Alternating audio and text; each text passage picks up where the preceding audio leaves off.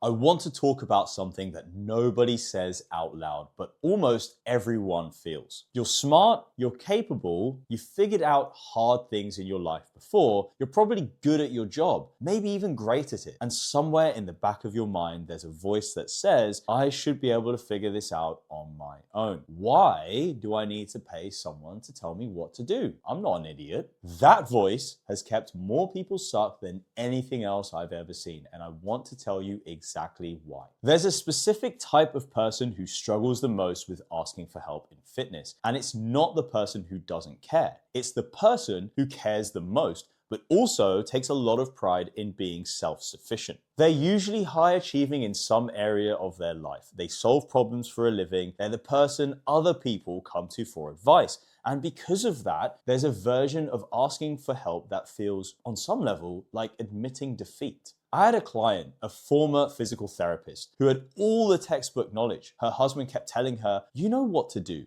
Just do it. And she told me, but if I knew what to do, I wouldn't be stuck. That's a profoundly honest thing to say, because knowing something and being able to implement it for yourself are two completely different things. And I've heard versions of that from engineers, lawyers, doctors, people who are objectively intelligent and accomplished. They all hit the same wall though, not because of a lack of knowledge, because of a lack of the right structure, the right accountability, and the right outside perspective. Here's the thing I keep coming back to, and I want you to really think about this. You went to school, you had teachers, you didn't figure out maths on your own. You learned to drive, you had an instructor, you didn't just get in a car and work it out. You got a job, you had managers, mentors, people who showed you how things worked in that specific environment. You didn't refuse their guidance because you were too proud to be taught. In fact, think about every area of your life where you've genuinely excelled. Was there ever a point where you didn't have some form of external input? A mentor, a coach, a teacher, a system, a community? Almost certainly not. So why is fitness the one area where people decide they should be able to figure it out on their own, from YouTube videos and willpower? The most elite athletes on the planet have coaches.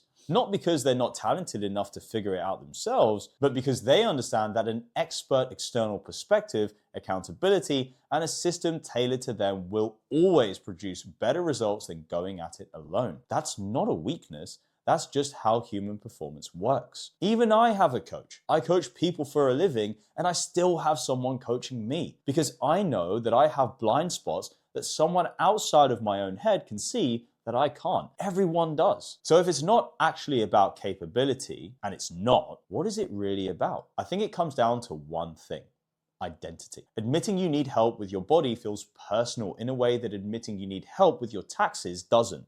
Because your body is you. And if you've been telling yourself a story, even a quiet one, even one you've never said out loud, that you should already have figured this out, then reaching out for help feels like confirming the worst version of that story. That's the trap, and it's invisible, which is why it's so effective. But here's the truth. The people who ask for help the fastest are almost always the ones who make progress the fastest. Not because asking for help is some magic thing, but because the willingness to say, I need an outside perspective, is the same quality that makes someone coachable. And coachable people improve. People who go at it alone because they can't bring themselves to admit they need support stay stuck. One of the most honest things anyone has ever said to me on a call was this: I've realized for my entire life, I've been doing things on my own, and it's not really worked that well. I finally accepted the idea that I need help, which is difficult for men to do, isn't it? It is difficult. And it took that person a long time to get there. But the moment they said it out loud, everything shifted because they stopped fighting themselves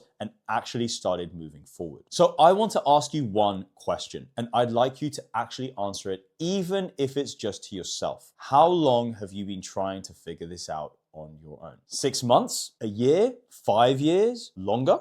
Where has that got you? If the honest answer is not where I want to be, then the approach isn't working. And that's not a reflection of your intelligence or your willpower or your character. It just means the approach needs to change. The smartest thing you can do is not the thing that feels the most self-sufficient. It's the thing that actually gets you results. And for almost every person I know who has genuinely changed their body and their life, that thing started the day they stopped trying to do it alone. So if you found this video helpful and now you're finally ready to make a change and you want to really take your fitness seriously, check this video out where we break down exactly how to get lean and strong with calisthenics, even as a busy professional.